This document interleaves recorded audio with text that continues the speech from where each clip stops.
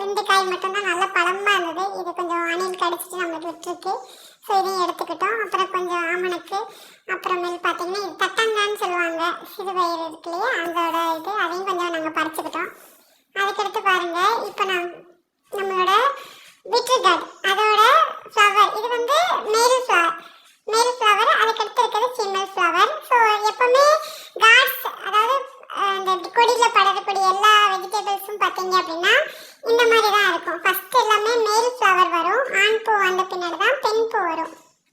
So இதுனே ரெண்டுமே pollination ஆன பின்னாடி தான் நம்மளுக்கு வந்து அது பெண் பூ வந்து காயாக மாறும். ஸோ இதெல்லாமே ஆண் பூ. ஸோ ஃபஸ்ட்டு எல்லாமே ஆண் பூ, இப்போ தான் நிறையா நம்மளுக்கு வருது. இது இனிமேல் தான் பெண் பூலாம் நிறைய வர ஆரம்பிக்கும். ஸோ பெண் பூ வரும்போதே அந்த காயோட தான் சேர்த்து வரும். நம்மளுக்கு செடியிலேருந்து பூ வளரும் போதே அந்த பின்னாடி அந்த காய் இருக்குது பார்த்தீங்கன்னா, அந்த இருக்கு பாருங்க, இந்த மாதிரி காயோடே தான் அந்த பூ வளரும். இதுதான் பெண் பூ. ஸோ இன்னும் புடலங்காய், பீக்கங்காய், எல்லாமே பூசணி பழம் எல்லாத்துலேயுமே இந்த மாதிரி தான் ஃப்ளவர்ஸ் வரும்.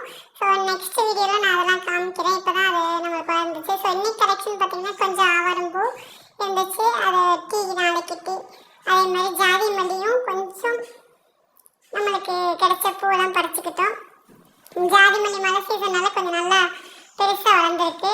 அதே மாதிரி இது வந்து இருவச்சி மல்லி, இல்லாட்டி அடுக்கு மல்லின்னு சொல்லுவாங்க. இன்னைக்கு மழை பெஞ்சதுனால அதெல்லாம் உதிர்ந்துட்டு. ஸோ இன்னைக்கு பறித்த பாவக்காய், கொஞ்சம் நாட்டு பாவக்காய் இருந்துச்சு, அதையும் கொஞ்சம் பறிச்சுக்கிட்டோம். நம்ம பறித்த 2 கொய்யா பழங்கள் எப்படி இருக்குன்னு பாருங்கள். நல்லா ஃப்ரெஷ்ஷாக மழை பெஞ்சிருக்கனால நல்லா பார்க்காமே விட்டுட்டோம், அதனால் ரொம்ப பழுத்துருச்சு. ஸோ இதை வந்து கட் பண்ணி காமிக்கிறேன், எப்படி அழகாக டேஸ்ட்டாக இருக்குன்னு பாருங்கள். பார்த்தீங்களா, இதுதான் நல்ல கலர்ஃபுல்லாக இருக்கா, டேஸ்ட்டும் சூப்பராக இருக்குங்க.